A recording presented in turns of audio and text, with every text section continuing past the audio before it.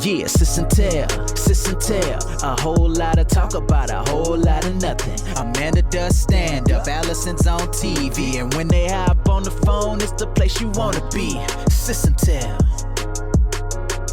Sis and Tell.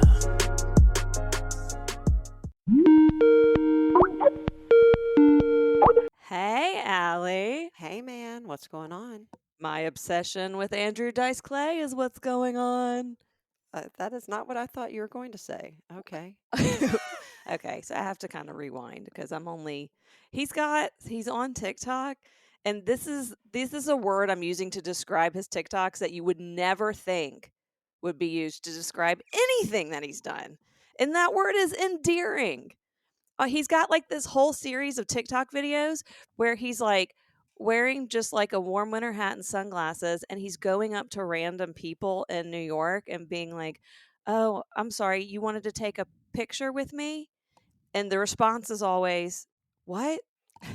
I know it's okay to be embarrassed. You can, if you want to take a picture, you wanted to take a picture with me." And the person's like, "I don't even know who you are." That's so sad. So I was just going to say, are you taking it for granted that our listeners even know who Andrew Dice Clay is? Well, I think the teen listeners have no idea, but like the parents our age know. It is a generational thing, but he is like a blue comedian. Like he is dirty. He's like a stereotype of a comedian in the 80s, but also he's an actor. He Oh, was yeah. in Well, he was in Pretty in Pink, which is the role I love, and he actually sort of played not himself, but they called him Dice Man. He was the bouncer outside the bar that Ducky couldn't go into. Do you remember that? Yeah, he was also in a movie where he played someone's dad, and he was really sweet. I can't even remember what movie it was.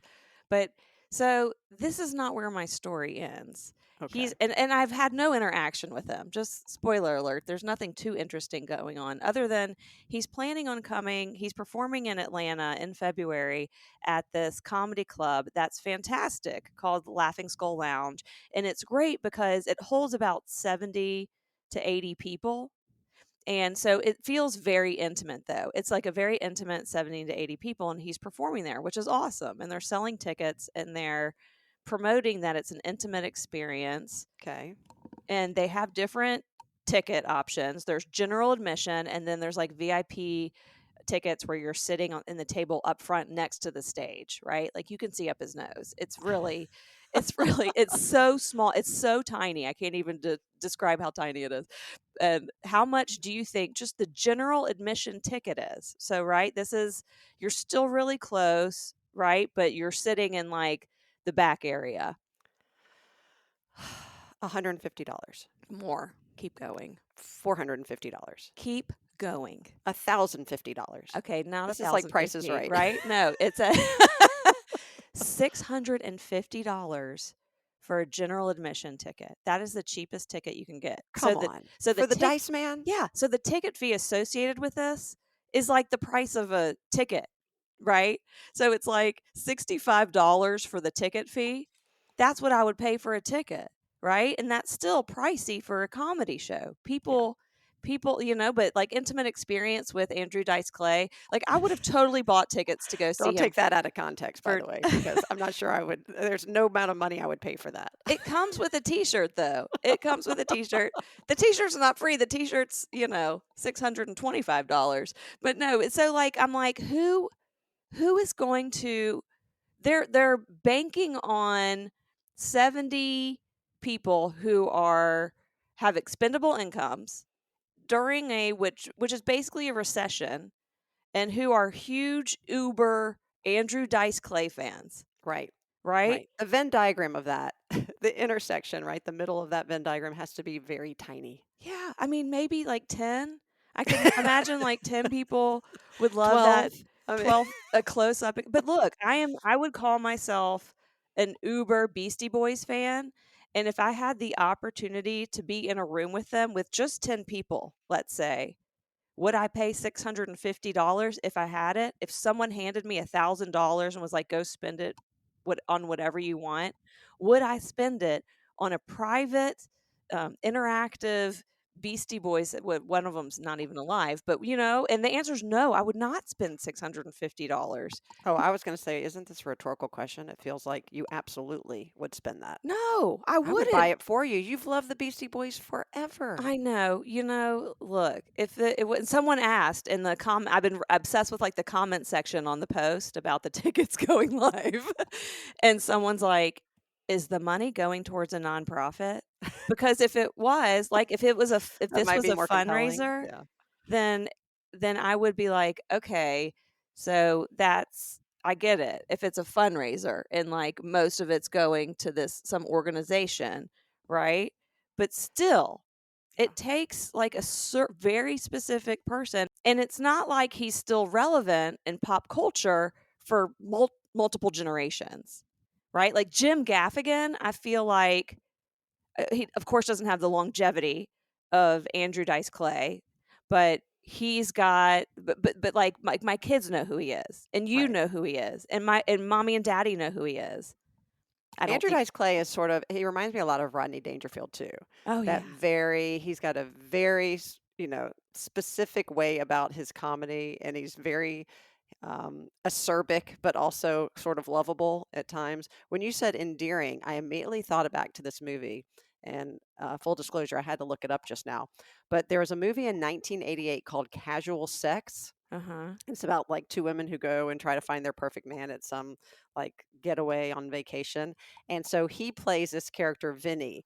And it's sort of this really, even that like sort of a sad, pathetic character of like the guy who's like a big tough guy, but then you realize he's just like a big old sack of like, teddy bear love underneath. Mhm. And I just remember his character, you had a great deal of sort of empathy and endearment towards him. So I do see that he has that potential, but I think for so long he has maintained that tough guy persona Yeah. and this one shtick, so to speak, that it's really hard to turn back. But again, I'm not sure how well it served him, but maybe there is, just because we're not in the Andrew Dice Clay fan club necessarily, or the staunch fan club. I do like him. I wouldn't pay $650 to go see him. No. I think he has become a bit of a legend and an icon though, Yeah. How old right? is he now? Oh, I don't know, but the movie that he was in that was referencing where he played someone's dad and I couldn't remember. It's A Yeah. Star Is Born, and he played Lady Gaga's character's dad. Oh my gosh, that's And he right. was really good in that. Like he's a good actor, Yeah. and it's but Okay, guess how old he is. I know um how old he is. okay, I'm going to say he is 72. He is 65. Well, I mean, it wasn't that far off, No, no. right? 7 years. Sorry, That's not Dice Man. sorry. But yeah, so but would you pay, are there any comedians that you would pay $650 to see? Oh yeah, for sure. First of all, Eddie Murphy, who actually has not done stand up, I think, in 40 years. Maybe not since Raw or one of those, legendary stand up. And it's because I don't think I heard an interview with him when he was promoting Coming to America, the second one. Right. And he basically said, he has not done stand up since and never plans to do it again. I think, and you know this, it's just such a hard It's industry, brutal. Yeah, and but I think he is just less amazing. forgiving the more famous you get, Right. right? Right. And you can't you can't even workshop stuff if you're famous. Like you Right. can, and people do. Like when I was in my 20s, I was able to see Chris Rock workshopping his material at Comedy Cellar, Yeah. and I paid $20 and was 4 feet away from him, and he's reading through his notebook. Yeah. But when you're workshopping material, it's not necessarily good, and it could be material that it's not smart enough yet, and people just find offensive, and then you're screwed if Right. someone's recording it, No, right? I don't even think, and I love Jerry Seinfeld. We both love Jerry Seinfeld, and we saw him, oh gosh, probably 15, 20 years ago here. I wouldn't pay $650 to see Jerry, and I love Jerry. I love Jerry Seinfeld. Now, What would do I pay $650 to go to like a 4-star restaurant and have just dinner with him? Maybe. Right, that's what I'm If there is saying. some sort of like personal connection there. Mhm. But when I think about like Levi is obsessed with John Mulaney, who I Yeah. think is also He's very funny, hysterical. yeah. But again, that's I don't know, and maybe this is also opening up this whole reality of the value of comics and comedians versus actors or musicians, in that realm, and if they are given that same value proposition as others that are in the performing community. But I think you just said Jerry Seinfeld, who is not just I mean, he's known as he's of course a stand-up comedian, Right, but first and foremost, he's known for Seinfeld, right. right? I mean, I think there's people who didn't know of him as a stand-up, but knew of him from Seinfeld, and they're like, "Oh, this is a stand-up comedian." Yeah. Well, Right. and I say this, of course, in the wake of this week, Taylor Swift tickets being on sale. Exactly. And Yeah. people paying, I mean, I think they were, relatively speaking, accessible, right? And that's why Ticketmaster did this pre-sale, which of course turned out into a colossal nightmare anyway, but so that they would at least minimize the number of scalpers who got a hold of the tickets and were reselling it. Because I know people who got tickets anywhere from really like $50 to $250, which in this day and age is a bargain. And then a friend of mine said, literally hours after they went on sale, she saw somebody reselling one of their tickets for $35,000. You're kidding me. No, not that they're going to get that. Maybe, who knows, right? When you talk about expendable income, how much are you willing to pay if you really want something? But I know everybody I know, even if they had to wait 10 hours, on hold with a spinning wheel, somehow got tickets to the show. So I think in the end it worked. It didn't work as efficiently as everyone had hoped it would. I know Right. there are some disappointed fans too, but it seems, just from my very loose anecdotal research on social media, that a lot of happy Taylor Swift fans are now going to get to see her in cities all across the country. Well, it makes me think the price point for Dice Man. It makes me think The of dice. who was that who's that high-end retailer, department store that would come up with their like ridiculous Christmas items? It was like a diamond bra, and it was really just a PR stunt, Yeah. right? Like who was that? That wasn't Nordstrom's, was it? No, Nordstrom's not, they're not in They're that not high category. end. No, but it was No. someone, I don't know if they still do it, but I'm like, is this a PR stunt? Right? Like I just can't even It had to be like a Henry Bendel or it, something like very exclusive. Bergdorf Goodman's Or or Bergdorf's, something. yeah, Yeah. Neiman's, something like that. Yeah, it was someone who would come up. Mommy would know if we asked her. But like it's like the $35,000 Taylor Swift ticket. Right. Is I that mean, that's front ridiculous. row? Is that Is that like in her lap? Is that sitting on the stage with her? I mean, come on. That's ridiculous. Those are people who are taking advantage of the fact that they got lucky enough to get a ticket and now they're going to milk it. And right? some poor fan is, hopefully will not pay that. That's It's not ridiculous. some poor fan, some rich fan who's Right. got 35 grand, It's the opposite. Some right? rich fan, right. Someone who has multiple vacation homes and uses the word winter as a verb, that's who's going to buy it. That's exactly true. All right, well, good luck. Well, if what would you pay to go see Dice? Like, is there a bottom price point that you would like say, okay, I'll sit in the audience to listen to him? I would pay probably $50 to go see him. Oh, that's fair. Yeah, I don't know if I'd pay $85. I'd think about it, but probably wouldn't do it. I would then I'd have to the problem is I have to pay for 2 of those tickets, right? Yeah. So, but maybe go with a friend if it was 85, go with Aaron for 50.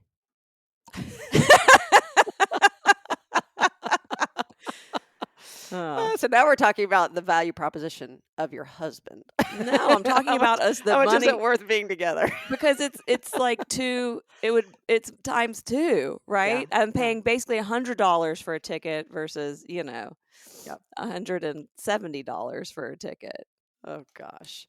Well, I have some exciting news. Our youngest Levi, who's on his gap year and traveling right now, is going back to the old country.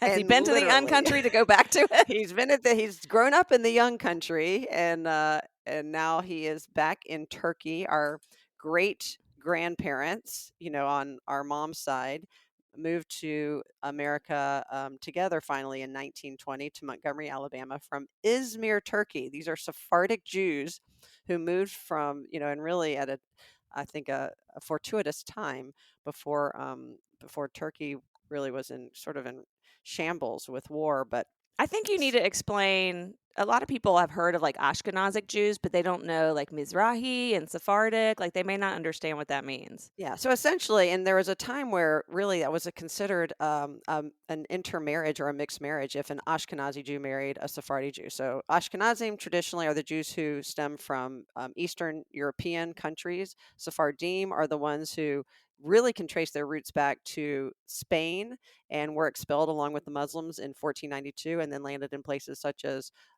Turkey and Greece and Morocco and other places. And so the traditions are very specific to that cultural background and that family history. So our foods are very different. Our traditions around certain holidays also are very distinct. There's also Mizrahi Jews and also, like the Persian Jews who are similar in many respects to Sephardic Jews. It's a beautiful part, I think, of our collective Jewish history. And even though technically, I think when a woman marries a man, you take on the man's tribe, so to speak. It's very tribal in nature, actually.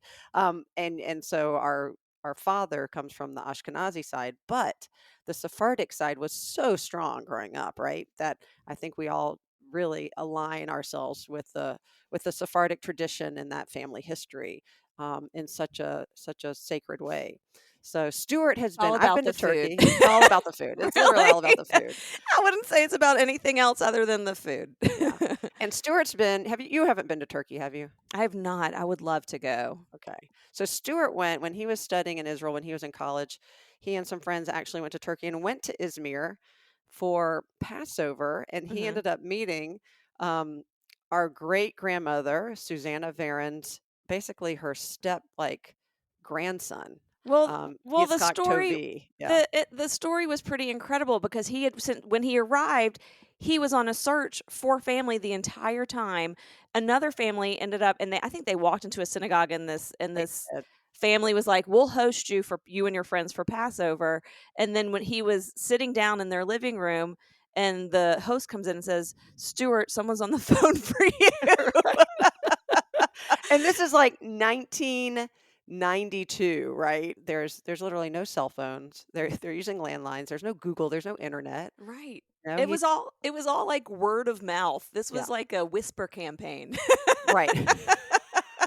And when we say crowdsourcing, he was literally sourcing information from physical crowds at the synagogue. I mean, Right. that's what was happening. So he ended up in this stranger's home, he and his friends for Passover, and he's sitting in the living room when the host comes in and is like, "Hey, you've got a phone call, Stuart." Stuart's I can't even imagine what was running through his head, Right. right? Like he must have been like, "Oh my God, is everything okay in the United States?" And I love what the guy said to him. It was Yitzhak Tovi, so our great grandmother Susanna, her mother died early, and then her father remarried, and they had a whole other set of children, or maybe they were hers from the other marriage. This was that side of the family. So basically her stepmother's children, and the last name was Tovi. Our great grandmother's last name was Navarro. And so this Yitzhak Tovi, who was from that side, he had heard about this through word of mouth, literally, and said, Stuart Goldstein, this is your cousin, Yitzhak Tovi. I want you to grab your coat and grab your hat, and you and your friends are coming to my house. I love that he thought Stuart had a hat. Right. That's the best It part, was like right? all of a sudden it was like the 1920s, right? Exactly. Grab your cane, get on your horse, please, carriage Right. over to my Fix house. your bow tie. And what's truly incredible is so back up a second. So before Stuart went to Izmir, Gigi, who was our grandmother's sister, Regina, Gigi had a picture of Moses Navarro, who was Granny's father, and gave that to Stuart to bring with him, right? It must have been a printout, and Stuart has it digitally now. So Stuart has this picture that he's bringing with him of Moses Navarro, and he shows it to Yitzhak Tovi. Yitzhak had the exact same picture hanging in his shop. He had like a shoe repair shop, I think, hanging behind his desk at his That's shop, insane. which is unbelievable. So fast forward, right? So Stuart, this is 1992 when that happens. I go to Turkey, oh gosh, probably not 10 years ago at this point, but maybe 8 years ago. And I'm in Istanbul. We did not get a chance to go to Izmir, but I'm in Istanbul and I'm there with the Jewish community. And of course, at this point, we had already done this book on the Varon and Navarro family in Izmir, and mostly to really preserve the recipes, as you said, it's all about the food from Mimi and her family and the foods that we still cook. So I brought the book with me just because you never know. I'm in Turkey. I should bring my Turkish family history. And we're sitting at the dinner table on Friday night with all of these young people. I thought I was young. I was in my 40s, but I these don't are. think I know this story, by the way. I Oh, don't. really? Yeah, I don't. It doesn't even sound familiar. Okay. Oh my gosh. As Levi would say, this is unprecedented. Mark it. Because the times I tell stories that I've nobody heard has them like heard. 7 times Yeah, usually. could count on one hand. So I'm sitting at the dinner table, and we're usually, I love talking to like the younger generation about their experiences, et cetera. The conversation it was fine at the table, I remember, but it wasn't really engaging. Nobody, we connected, but we didn't click necessarily. So we're all the way at dessert. And I'm talking to the woman next to me, and I'm saying, so what was it like, growing up in Istanbul? And she said, oh, actually, I'm not from Istanbul. I'm from a small community. I said, oh, well, where are you from? She goes, I'm from a town called Izmir. So I sort of nonchalantly go, oh, I'm from Izmir too. Right? I tell people that all the Yeah. time. I was like, oh my God, that's so Oh my funny. God, I'm Where'd also you go to from high Izmir. school? Did you go to the high school? Right? Did you go to Right. Izmir Did High you go to School? the Izmir High School? How's your Ladino girl? So, and this is like VH1 pop-ups. Ladino is the language our great grandparents spoke, which is the intersection between Hebrew and Spanish. So it looks like Hebrew, but it reads like Spanish. It's these words. It's really, I think Spanish speakers would understand it much This more is than why Hebrew speakers. Yeah. this is why Latinos often come up to me and start speaking to me in Spanish. It happens all the time. And Yeah. I'm like, oh my God, I took French in high school. I'm so sorry. We speak no Spanish, but we look Spanish because that's Right. our blood, Yeah. So I say, oh, I'm from Izmir too. And she looks at me like I'm nuts. And I said, well, I'm not, but my family is. She goes, oh. I said, my great grandparents immigrated. And I tell the whole story. She says, well, what were their names? I said, well, my great grandfather's last name was Varon, which apparently everybody claims there's really Varons were not in Izmir. It's sort of like Cohen or Smith, right? In Judaism, it's a very common name. I said, but my great grandmother was Navarro. So this woman, her name is Murray, she looks at me and she is like stunned. Like now I'm thinking, oh my gosh, were the Navarros like outlaws and Right. Probably. criminals? And now she's like, we have found her. We will Yes. now Oh put her no. in jail. Grab your coat and hat and come with me. So she just looks at me and I said, what? She says, my mother is a Navarro and she's the last of the Navarro family in Izmir. Oh And my I said, God. what? How do I And not know so that? we're staring at each other. We both start crying. We're in total disbelief. I run up and grab my book, my Varon family book, and we're looking through it.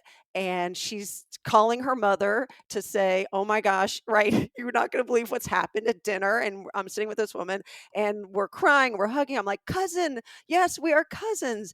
And so we've kept in touch ever since then. Alan ended up going to Turkey a few years later, and he actually met with Murray and her mom and had coffee and lunch with them. Did they And know that picture? The picture of of Moses Navarro, I don't yeah. think I had it at the time, but I need to send it to her, and then Levi has it, and hopefully. So now, here's what's funny: Murray is she's married, she's moved and married, so now she's Murray Berkovich. She was Murray Sikurel. She moved to Tel Aviv. So I connected Levi with her when he got to Israel saying, talk to our cousin Murray. Now I'll call her our cousin. Talk to our cousin Murray because you're going to Izmir and her family is still there. So he's been texting with her I can't today. believe there's still Jews in It's there. unbelievable. Yeah. Yeah. And it's still, it's sort of like Chattanooga. It's a small but vibrant Jewish community. And they're still trying to preserve, I think, the architecture and the How old Jewish is remnants. Murray? How old is she? Murray's young. She's like probably 30. I mean, Okay. at the most. So her mom's probably like in her 50s or 60s. Right. I mean, she Okay. would know, like, old enough to maybe have known, like, her grandmother might have known, right? Our great grandmother. So, her mom's going to be younger than mommy, but there's still like this overlap. Did So, you figure out how we're related to her or just that we shared a last name? I think just that we shared a last name. So I'm not sure if we're truly related. It's sort of like, there's a bunch of Goldsteins in Birmingham and we're not all related, but it is unusual. Yes. But if right, but she should really do 23andMe because I'm on there, and then if Right. she does it, then we can figure out if we're actually Well, I'll send you her picture. She looks like us. We look like her. I mean, it looks, of course, right. it's easy to say, I mean, dark-haired, curly girl, right? So, and she's beautiful, just like us. And so it's amazing. But Levi's been texting me from Turkey, and then he keeps asking all these questions. So I've sent as much as I can. I've sent him everything Stuart has because Stuart has really become our family historian on both sides. So Stuart sent me that original picture of Moses Navarro, et cetera, and what little family tree we have, which really sort of stops at Moses. And Murray, he's now talking to Murray too. So he's going to spend Shabbat. He'll spend the weekend in Izmir and hopefully meet at least Murray's mom and that family. mhm. And whether, I always say, at least don't let the real truth get in the way of a good story. I want to assume that on some level, in some way, we are related to them. And at the very least, I said to Levi, I was texting with him yesterday when he landed, or the other day he landed in Turkey. And I said, Levi, go back to the old country. I said, find our people. And I teared up writing it saying, go to the old country, find our people, tell them we never left the country, that even though we left, the country never left us, and that we still eat the foods, we still sing the songs, and that we still feel very much proud to be Sephardic Jews from Turkey. And so he's taking it seriously, and he's going. I sent him the picture and the information on the synagogue where our great grandparents were married in January, I think, of 1920, before they sailed across and came to the States and moved to Montgomery, Alabama. It's a tremendous story, right? There's so many. Just a reminder, like, none of us are from here, right? Really. Truly, everybody has some sort of immigrant story of coming here, whether it be traumatic or tragic or joyful and a place of hope, right? We can all trace these roots to some time in our history, sometimes a more recent history than others, but of a time when our family lived somewhere else. And the beauty of what we do now, and the food, we joke about the food, but the food is really what brings us back to that country that we didn't grow up visiting or Right. even living in, Yeah. but we feel very connected to. I have to say though, it's a privilege to be able to trace your family Yes. because not everyone can. With it's on a related note, you telling Levi or recommending they do all these things, my first thing would have been like, go find a boya. Tell me how it tastes there. Go find the food. Do they have rashikas? These are all like Right. foods that we make, but I've been like, what is it? Does it taste better in Turkey? Well, and I told him, I said, the food is going to feel very familiar, and it may not have the same name or the exact same shape, but you're going to taste it there and in Greece, because Greece is right across the water, right? It just feels so familiar, right? In such a beautiful Right. way. It's So, and the foods differ by regions for in Judaism and really in any culture because of what they had access to, right. right? Whether you were landlocked, whether you were by the ocean, or what grew organically in that area. And you have to think that also the recipes that Susanna Navarro Varon, brought with her from Izmir to Montgomery that she created, it was also influenced by being in the South, Right. right? Because boyas, which I make for Thanksgiving every year, it says to Mimi's recipes like use Pillsbury flour and add in some mashed potato flakes, right? Like they didn't have those in the old Right. country. And I don't know what it was about mashed potato flakes, and I mean maybe it was like a made it stick together or something, but it's recipes evolve, right? Right. And they evolve based on word of mouth and on what's available regionally and just from family to family and tweaking things. Like I don't use Parmesan cheese, I use Parm Romano, right? Right. That's because I think it tastes better.